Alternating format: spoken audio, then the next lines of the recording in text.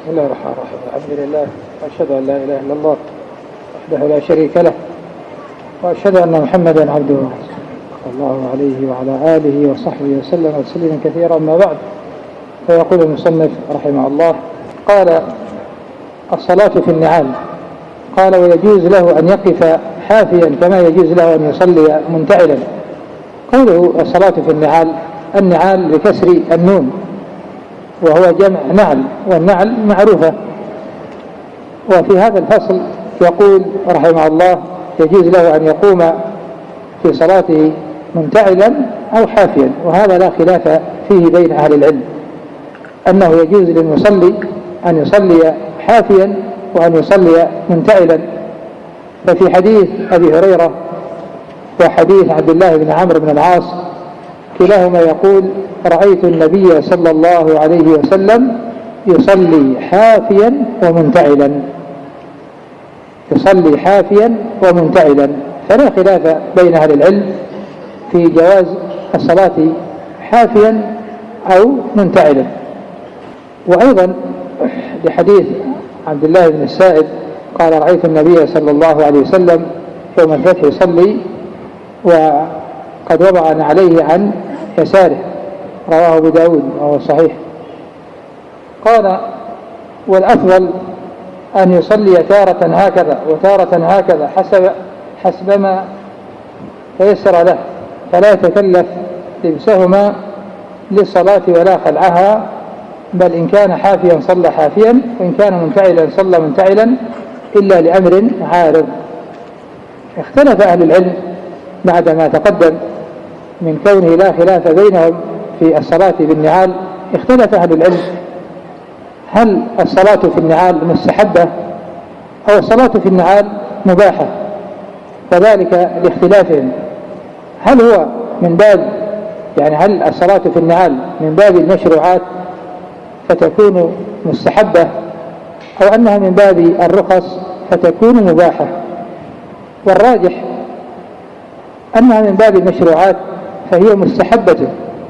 والدليل على ذلك حديث أنس بن مالك أنه سئل: أكان النبي صلى الله عليه وسلم يصلي فينا عليه؟ قال: نعم، وهو في الصحيح. وأيضا حديث شداد بن أوس أن النبي صلى الله عليه وسلم قال: خالف اليهود فإنهم لا يصلون في خفافهم ولا نعالهم، رواه أبو داود وهو صحيح. وهذا الحديث فيه الأمر بمخالفة اليهود، وفيه الأمر بالصلاة في الخفاف والنعال.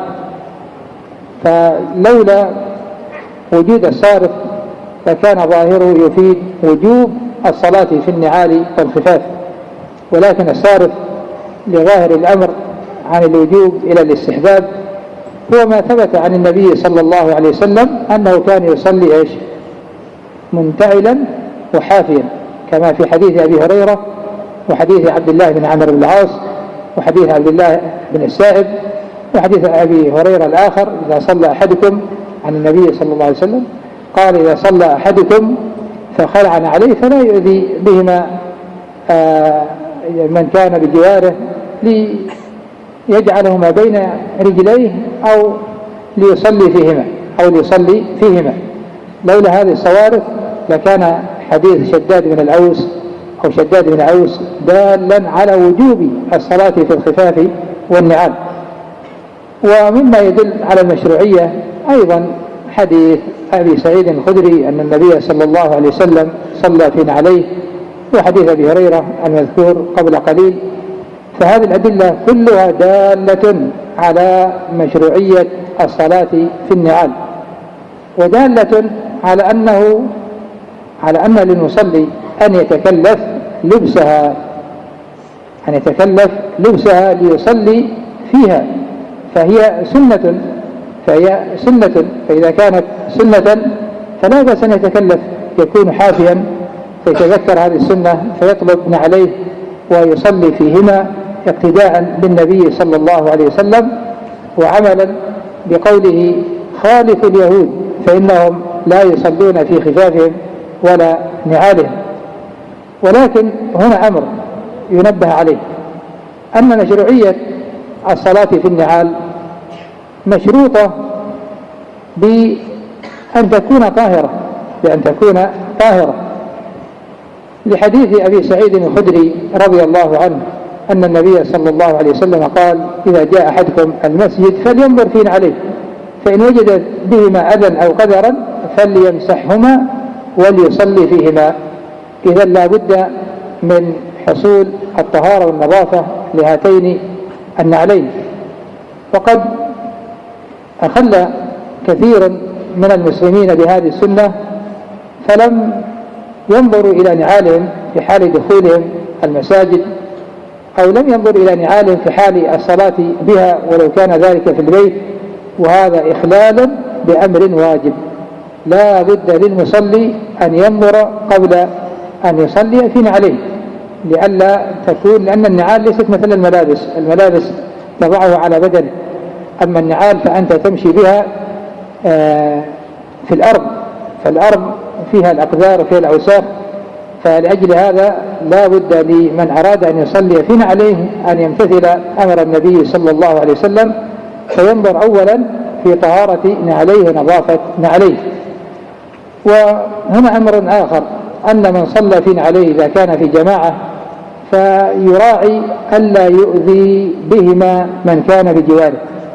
قد تكون النعل قاسية وغليظة، فإذا جلس بين السجدتين قد يؤذي من كان بجواره، وتعرفون أذية المسلم حرام، ودفع الأذى عن المسلم واجب، لا يذهب يطبق سنة ويقع في محرم فيؤذي من كان بجواره.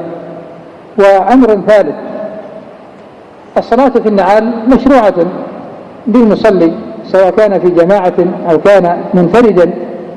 فهنا يرتسم في الأذهان أن الصلاة في النعال إنما هي مشروعة في الجماعة، فتجد كثيرا من المصلين يحرصون على أن يصلوا في نعالهم في صلاة الجماعة، ويهملون أن يطبقوا هذه السنة في بيوتهم وفي حالة انفرادهم سواء كانوا في البيوت أو في غير البيوت. وهذا يعني يعتبر غفلة من المصلين، أنه يحرص على أن يصلي بها في بيوت الله سبحانه وتعالى، فإذا لم يتمكن من الصلاة بها في بيوت الله سبحانه وتعالى يكون قد حرم نفسه تطبيق هذه السنة.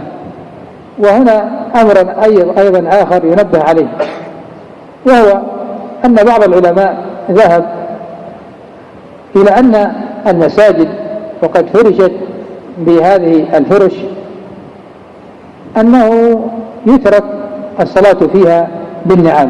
لماذا؟ لأنه وقد رؤي هذا وجرب أن كثيرا من العوام والأطفال والشباب، بل وقد يكونون من طلاب العلم من لا يراعي نظافة النعل والحفاظ على نظافة المسجد. نظافة المسجد أمر واجب، والصلاة في النعل أمر مستحب. فكثير من هؤلاء المذكورين لا يبالون، يهرول الواحد منهم إلى المسجد ويدخل فيه بدون نظر إلى نعليه، وتحمل هذه النعال الأقذار والأوساخ والأذى، فيطعون بنعالهم على هذه الفرش، فيؤدي إلى تلويث وتوسيخ المسجد.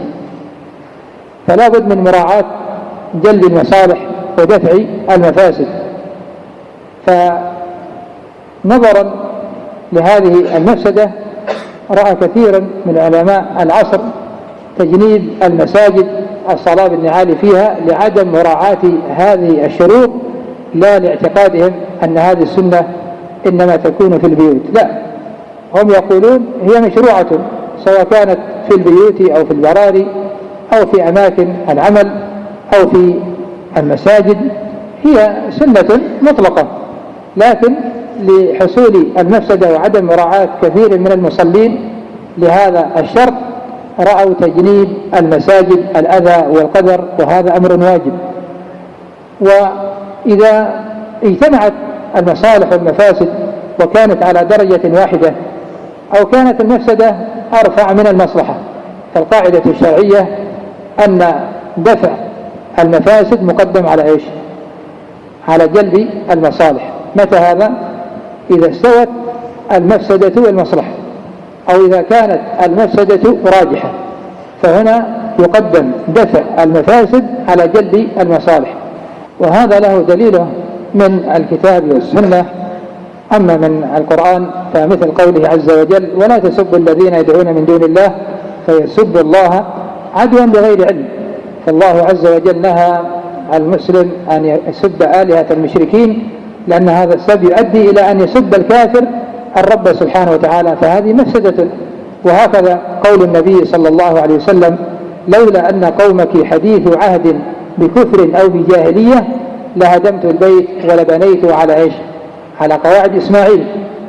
مراعاة لهذه المفسدة أن القوم حديث عهدهم بالشرك أو الكفر.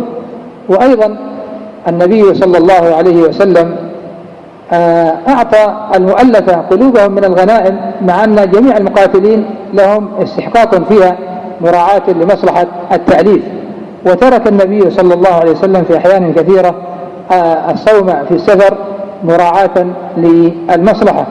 وهكذا من هذه الوقائع أيضا ترك النبي صلى الله عليه وسلم قتل المنافقين لئلا يتحدث الناس أن محمدا يقتل أصحابه وليسن سنة أنهم يعاملون على الظاهر. فلأجل هذا ذهب هؤلاء العلماء إلى تجنيب المساجد، تمكين الناس من الصلاة فيها بالنعال. ويفهم من هذا أنه إذا وجدت طائفة واعية ومطبقة لشروط الصلاة بالنعال من حيث مراعاة نظافتها واشتراط يعني طهارتها، فهذا لا بأس به. إذا كنتم مجموعة في مسجد والناس واعون ويطبقون هذه السنة ويراعون هذا الشرط، فالحمد لله، هذه سنة مهملة وسنة متروكة. لكن بالنظر إلى عامة الناس فإن الناس قد أخلوا بتطبيق هذه السنة، فكان الأمر كما سمعتم. وفق الله الجميع لما يحب ويرضى. إلى هنا والحمد لله.